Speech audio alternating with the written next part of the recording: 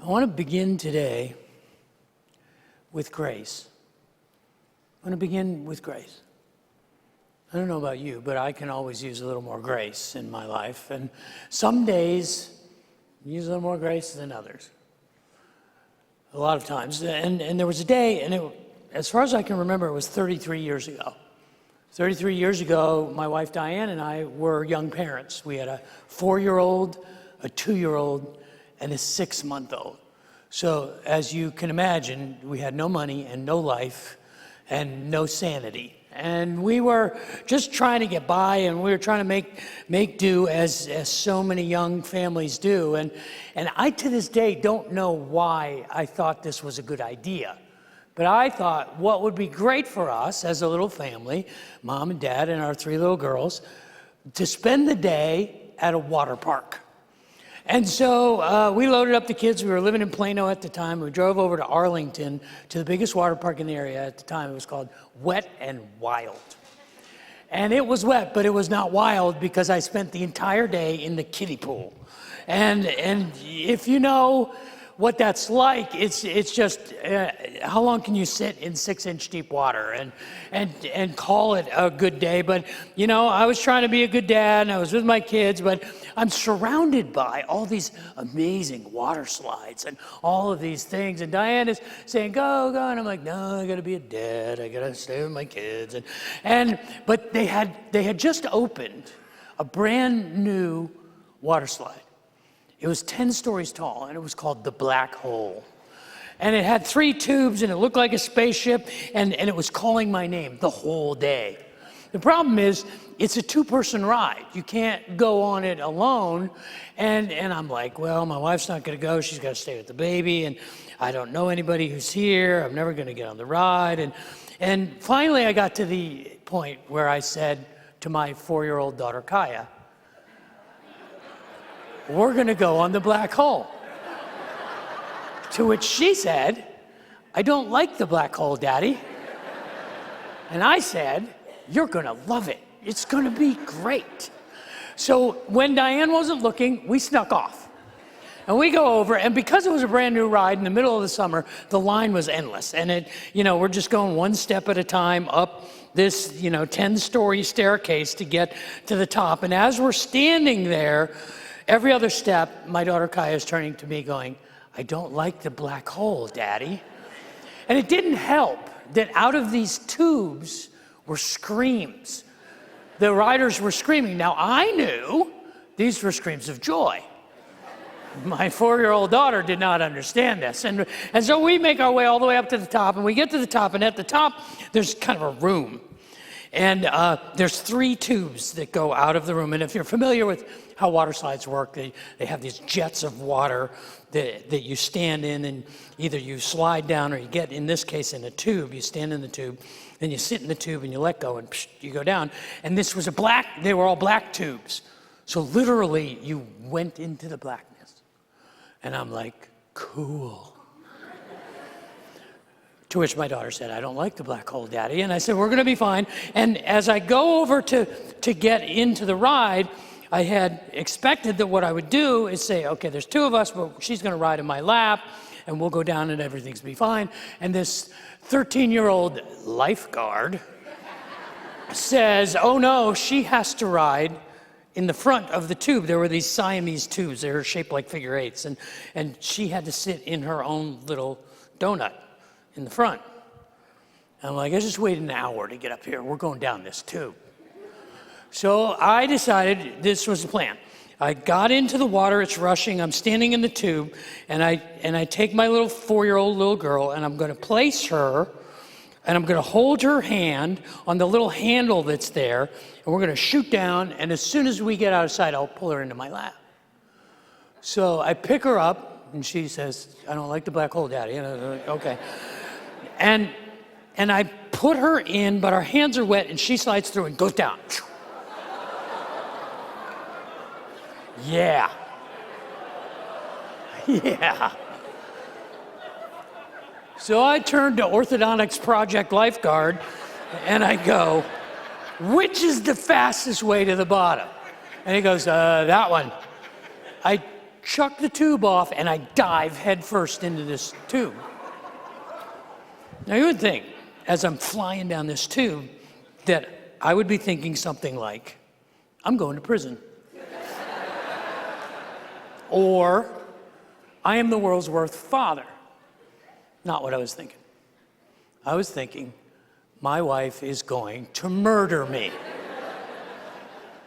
So I come shooting out of this tube into this pool. There's this pool, and it's about waist deep, and there's 50 or 60 prepubescent teenagers frolicking and horseplaying in the water, and I see no little pink bathing suit with a 4-year-old little girl. And I'm pushing kids aside, and all of a sudden I hear, ah. And this little girl with her arms out and her legs out comes shooting out of the tube. And I run over and I grab her and I pull her out of the water, and I'm thinking, we're paying for therapy for a long time. And I realized that she was okay. I said, we got to get out of here. And every time we drove by the Wet and Wild water park, until she was about 7 or 8 years old, she would point and say, I don't like the black hole, Daddy. Now, there are people who say the road to hell is paved with good intentions. I promise you, it wasn't my intention to harm my daughter. That was never a consideration.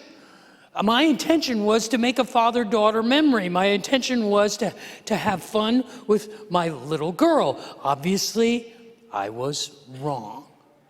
And the best of my intentions turned out badly. You would ask yourself, it's reasonable to say, Dave, what were you thinking? How did you think that this was a good idea? Or maybe more precisely, you would say, why would you do such a thing? This is the question I want us to wrestle with today, and it's a good question. It's a good question for us to always take an internal inventory, to say, why am I doing the things I'm doing? Why am I saying the things I'm saying? Why am I feeling the things I'm feeling? And it's also, we can't help it, what we do with others. We see the behavior or the ideas or listen to what others are saying, and we're saying, why are you doing that? Why are you thinking that? Why do you believe that? Why are you saying that?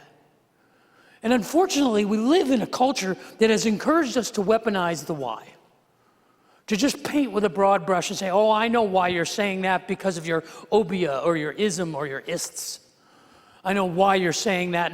And with this broad brush, we assign this understanding of a person's intentions or a person's motives, and we disregard them. We can marginalize them because we say, well, I understand why you're doing this, and why you're doing this incriminates you. But it's never that easy.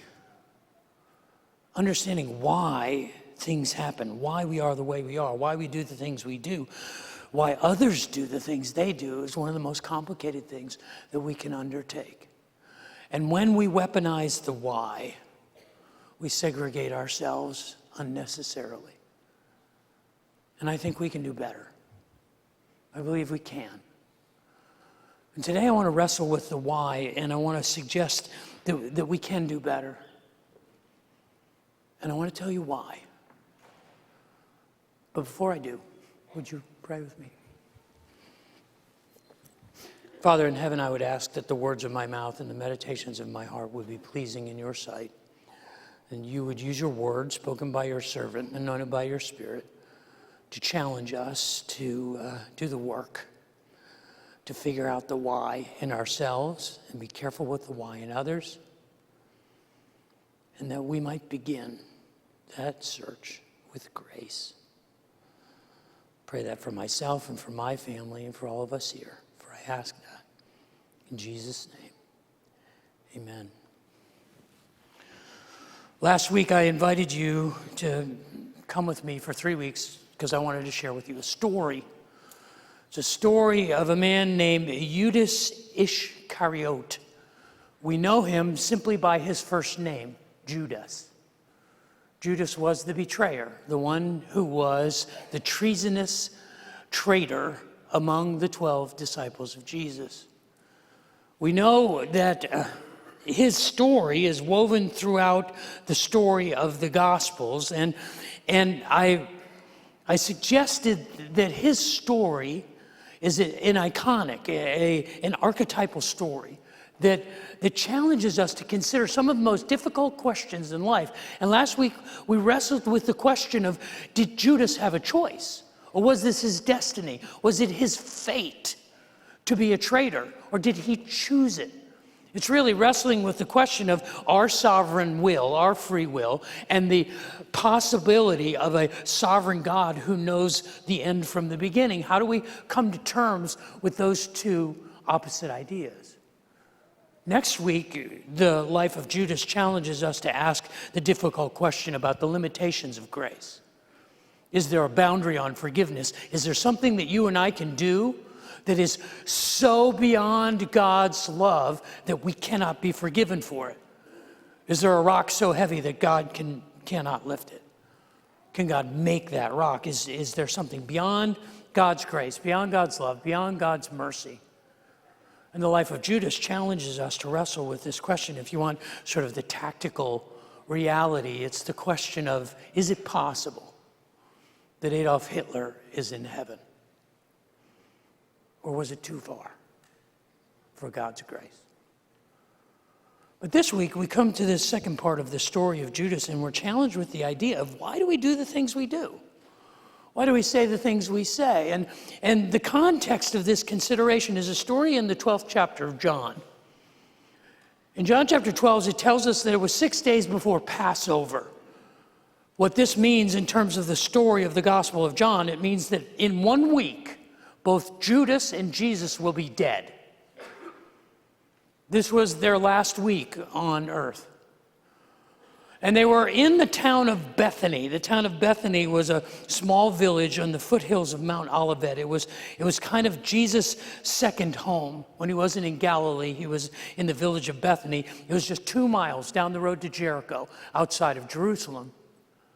And he was there, and they were having a celebration. Matthew and Mark tell us that they were celebrating in the home of Simon the leper, a man who had the terminal disease of leprosy, who Jesus had healed. And there at that party in the village of Bethany, in the home of Simon the leper, was Lazarus, who just a few days before had been raised from the dead.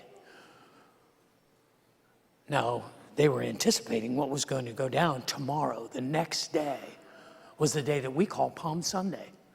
It was the day of the triumphal entry. They were looking forward to entering triumphantly into the city of Jerusalem with people coronating Jesus as their Messiah, laying palm branches and coats on the street. And the context of this celebration had to be amazing. This was the culmination of 3 years of watching miracles and hearing teaching and living just way beyond anything any of them could ever have even imagined. And it was all coming to a culmination right here. And they were at this party, and it says that Lazarus was there, and Martha was there, and she was serving. And the custom was they would all be gathered around a large table. Depending on how many people there, it could be 15, 20 feet long, and it was 8 or 10 inches above the floor. And it was covered in rugs and blankets and cloths, and it was surrounded by pillows. And the custom was that people would kind of lay on the pillows, and finger food would be passed around, and you would eat, and you would talk, tell stories. It was the most relaxing time. You were off your feet, and everybody was celebrating. This must have been a magnificent moment. And in the middle of this moment, Mary, she is the sister of Martha and Lazarus, gets up. And it says that she took a pint jar, about 12 ounces, of pure nard, an alabaster jar. And this pure nard comes from what we call the stick-nard plant. At the time, the only place on earth where it grew was in the foothills of the Himalayan mountains. It was such a rare commodity that the perfume that came from the roots, the essential oil that came from this stick-nard plant, from the plant that is called Nardostatius jadamasi, was so rare because the only place you could get it was in the foothills of the Himalayas and in India. And I don't know if you're familiar, but they didn't have FedEx at the time. So just getting a jar of this was a generational gift. This perfume, this alabaster jar of nard may have been in Lazarus and Mary and Martha's family for generations because you only used it on 2 occasions. You used it for weddings. The bride would just dip her finger in it and put some on her body, and the aroma would cover her for the entire wedding celebration. And you used it at funerals. You would anoint a dead body, and the aroma was so strong that it overpowered the smell of decaying human flesh. But Mary takes this bottle of pure nard, and they say that she actually broke the bottle. Because she was so anxious to pour it out on Jesus, she began and poured it on his head, and that was the custom. They put oil in men's head. That was kind of a sign of acceptance, of hospitality. But she takes this nard and lavishes on him, and then she says he goes down and he puts it on his feet as he's reclining at the table. Now, the disciples are looking at this, and Matthew and Mark tell us that all of them are thinking, what a waste. Mark even says that they were rebuking her. I like to think they were folding their arms and harumphing or rolling their eyes, showing their disapproval, but it's only Judas who speaks up. Judas is the only one who says anything, and Judas says what they're all thinking. He says, what a waste. What a waste. This perfume, this alabaster jar of nard, could have been sold in the marketplace for a year's wages. What do you make in a year? That's how valuable this was. He said, we could have sold it for a year's wages, and we could have given the money to the poor. It says that the other disciples rebuked her. But then John adds a footnote. He says, Judas didn't say this because he cared about the poor. Judas was a traitor, and Judas was a thief. He was a guy who was the treasurer of the disciples, and he watched the money purse, and they were suspicious, and it probably proved out later after his death that he was skimming from their funds. It wasn't that he cared about the poor, he cared about his money. So in the midst of this distraction, Jesus says, leave her alone. Just leave her alone. What she is doing is she is anointing me for my burial. Oh, wait a minute. We're celebrating your triumphal entry. We're celebrating your burial. That's a little hasty there, Master. And then he says, the poor, you'll always have the poor, but you will not always have me.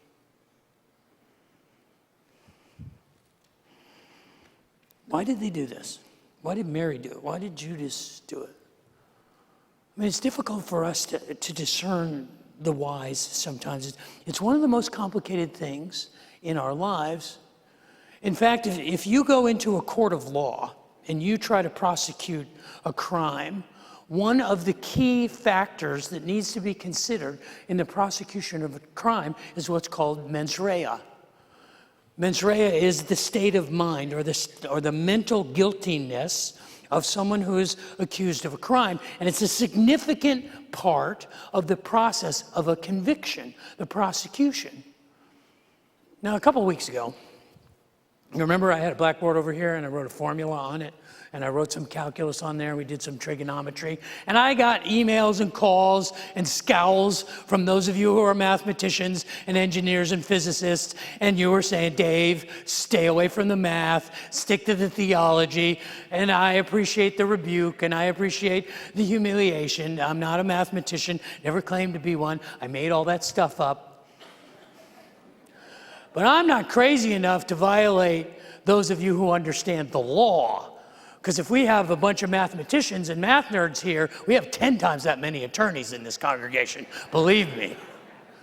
So rather than have me try and explain how complicated it is to prove mens rea in a trial, I've invited the former assistant district attorney of Cameron County, Texas. Her name is Stephanie Rollins. Would you welcome Stephanie Rollins to the stage? Now, for those of us who get all of our legal training by watching Law and Order, I've asked Stephanie to explain to us, from the perspective of a prosecutor, what is mens rea? Yeah, so mens rea is Latin for guilty mind. And in a criminal case, it means what the defendant or the accused intended when they acted. In other words, did they mean to commit a crime? So we call that, in the law, we call that the culpable mental state. And there are 4 in Texas. We have intentionally, knowingly, recklessly, or with criminal negligence, and each one is a different level of proof. So a prosecutor will need to prove one of those mental states as an element to the crime. One of those will be assigned. So they do 2 things. First, they have to make sure and confirm which culpable mental state applies to the crime they're prosecuting. But then 2, you need to evaluate all the evidence and make sure that what the jury's legally allowed to consider. I'm following you. You tracking with her? You good? That what the jury's legally allowed to consider proves that culpable mental state beyond a reasonable doubt, which is the burden of proof in a criminal case. So now we all understand. Yeah. We're all heading to court. But in your experience, did you have a case where the verdict or the entire trial was hung on the proof of the mental state of a person in the trial? Yeah, so the best case of that is a homicide case. In that case, the difference between murder, manslaughter, and criminally negligent homicide depends entirely on culpable mental state. If you prove intentional or knowing, you've got a murder. If you only prove recklessly, you've got a manslaughter. And if you prove it was done with negligence, you've got a criminally negligent homicide. I once tried a murder trial where the defendant both pled insanity as a defense and elected to represent himself at trial, which requires a certain amount of mental competency. Unless you think lawyers are insane. Well, yes. And then also elected self-defense as like a backup defense. And so in that case, the jury had the full gamut, and it was entirely based on proof of intent. They could have acquitted him and let him go free, or they could have given him life in prison, or anything in between. So how'd that turn out? He's doing life in prison. So it didn't go so well for him. Can you thank Stephanie Rollins for our legal insight? You see, it's complicated when we try to figure out the why, and when we recklessly and carelessly assign motive or intent to ourselves or to others, I think we shortchange the process. But it's so complicated. All I want to suggest is that we approach this a little differently. That we begin with one simple thing. That when we are wondering why is something happening, why is something going on, that we begin with grace. Because I believe this is where Jesus began. This is where he began in that conversation in the home of Simon the leper in John chapter 12. I can show you why I believe that. If you look at what happened with Mary and how Jesus responded to Mary, Mary takes this jar of very expensive perfume, and everyone knows that this is a waste of perfume, and she wastes it. She pours it on Jesus. She pours it on his head, and then she pours it on his feet. And we would look at that and we say, wow, that's just an expression of her passion, of her humility, of her emotional connection with her friend, with her teacher. But there was more going on there than that. Because you see, when she put the nard on Jesus' feet and then wiped it with her hair, she had to take her hair down. And women absolutely never took their hair down in public in first century Israel. The only women who took their hair down in public were prostitutes. So she wasn't just expressing her humility, she was being humiliated as she was wiping his feet with her hair. And this is what the disciples were reacting to, not just the waste of the resource of this perfume as it filled the aroma filled the room. They were reacting to the humiliation that she was subjecting herself to. And Jesus responds, and his answer points them in a direction they hadn't anticipated. He says, leave her alone, because she's preparing me for my burial. Now, this had to make no sense to them, because he wasn't going to die. He was going to enter Jerusalem tomorrow triumphantly. He was going to be crowned as the Messiah of God's people. Because this could not be true. This was not what they were thinking. This was not why she was doing it. But Jesus says, basically, you have no idea why she's doing this. I'm the only one who really understands why she's doing what she's doing. It's interesting that in Matthew and Mark, they record something that John doesn't, that Jesus said about Mary. Jesus said, from this day forward, 2,000 years from now, in a church in Austin, Texas, on a continent that you don't even know exists, in a nation that is 1,800 years from being born, that is across oceans, and it's a people that you cannot imagine, her name will be talked about. What is going on is so far beyond your understanding that if you try and understand the why, you will always come up short. And you need to begin where she began, at my feet. Begin with grace. Begin with grace for those who are doing things and you can't. Why are they doing this? Why are they saying that? I don't understand. Something's going on even beyond. When you're tempted to evaluate your own motives, like, why did I do that? I'm such an idiot. Why? I'm such a moron. Begin with grace. Even when you question God, why is this happening? Begin at his feet. Begin with grace. The answer is double down with Judas. I mean, he's simply thinking what everybody in the room is thinking. All of the other disciples are basically thinking that this is a waste, but Judas is the one who says, this is a waste. We could have sold this and given the money to the poor. And he wasn't wrong. They were all thinking that. That's what they had been taught. Jesus had taught them that for 3 years. Generosity is part of what it means to follow me. You give, you bless others as you have been blessed. It's what you do. It's part of my teaching. But then John adds a footnote, and John says, no. I know why he did it. We know why he did it. It wasn't because he cared about the poor. It was because he was a thief. It was because he cared about money more than he cared about people. And the standard interpretation, all the commentaries I read and all the study I did, they all interpret this John's comment the same way. Judas was a bad guy. He had nefarious and malicious intent. His motives were bad. But there's a problem with that interpretation. Jesus doesn't mention it. He could have. He could have said, yeah, Judas, you're up to no good. I know you're a liar. You don't care about the poor. Stop it. But he says something really interesting. He says, you always have the poor with you, but you not always have me. He had told them that he would never leave them or forsake them. He will tell them in just a few days' time. He will tell them that I will be with you always, even to the end of the age. Even though he was physically leaving, and what he was referring to in part was his death, and that he would not be with them in the same way, I think he's talking about something even deeper. You ever do something kind for someone, but you really didn't want to? You were just supposed to. It was your obligation, you have to. Oh, thank you for that. Oh, yeah, here, let me help you with that. You ever have that idea? See, Jesus is quoting Deuteronomy chapter 15. In the 15th chapter of Deuteronomy, in the law, Moses tells the people of Israel, you have to care for each other.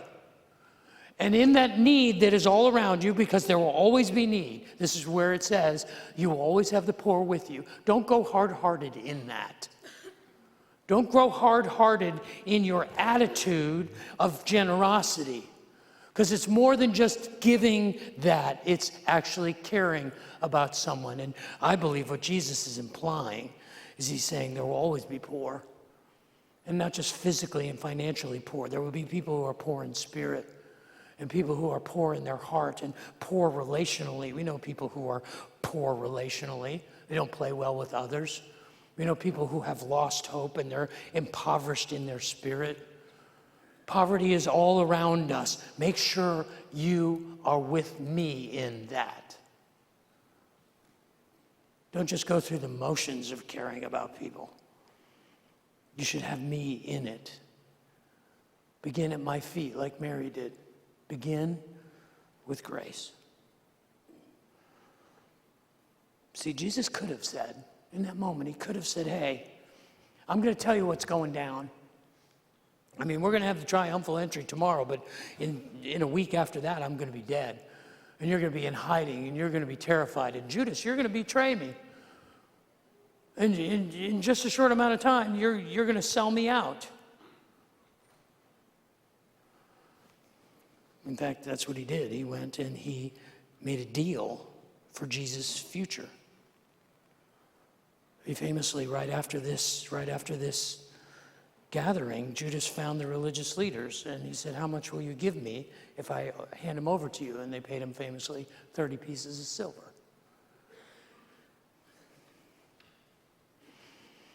He could have said, I know what's going on. Let me tell you what's happening, but he doesn't.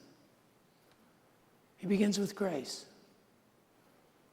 He begins with this place where he says, I know why you're doing what you're doing, but I will treat you and see you and interact with you with grace.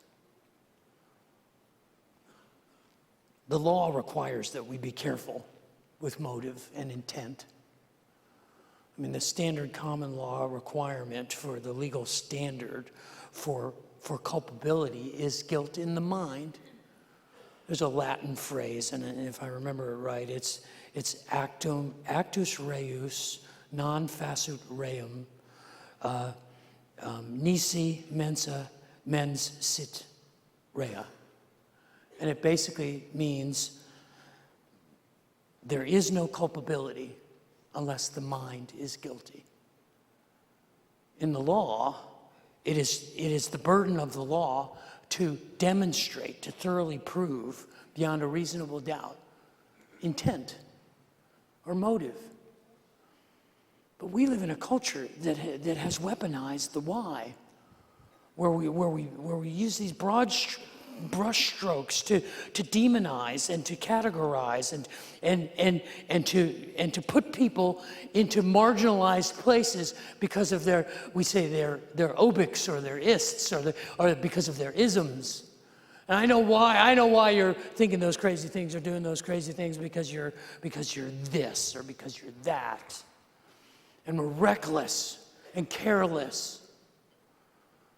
And we can do better. We can do a lot better. And I think the first step is that we begin with grace. You could ask me, why is it that I took my 4-year-old daughter on the black hole? And I would tell you, well, I was looking for a daddy-daughter moment. I thought this would be a great experience, the two of us, bonding in the tube. I thought she would enjoy it. I really did. I really thought she would love, the thrill of it, and I loved it, and I thought she would love it too. And if you ask me, why did you do that? I would probably say, I don't know. I'm an idiot. I'm sorry. And that's what I was thinking as I was flying down that tube head first. I was thinking, why did I do this? My wife is going to murder me. I remember when I shot out of that tube and I'm in the pool with all of these prepubescent kids jumping around, horseplaying, and I'm looking for the little pink bathing suit. And you have one of those moments, if you're a parent, probably have one of those moments where you are on the verge of catastrophe and time seems to stand still.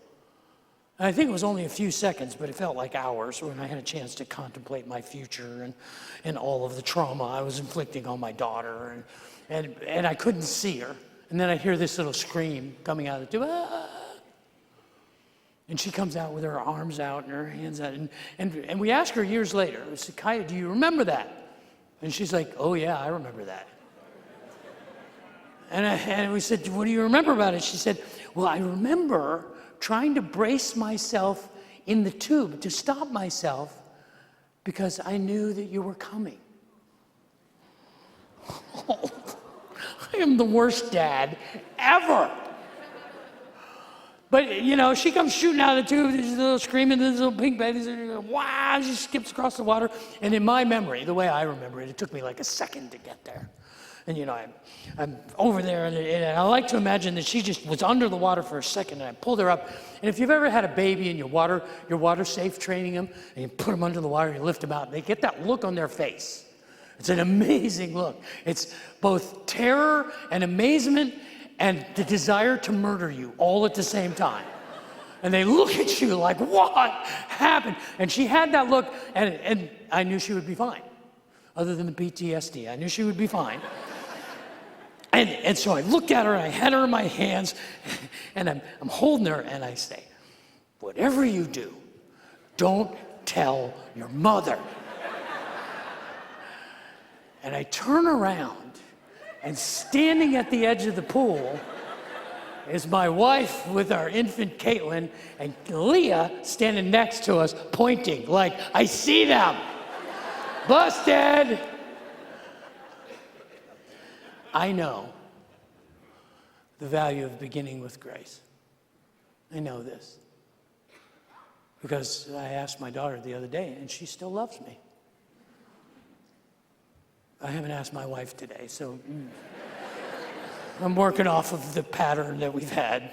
But as far as I know, she still loves me. I understand the value, even when we don't understand why. That we can be better. We can be better if we begin with grace.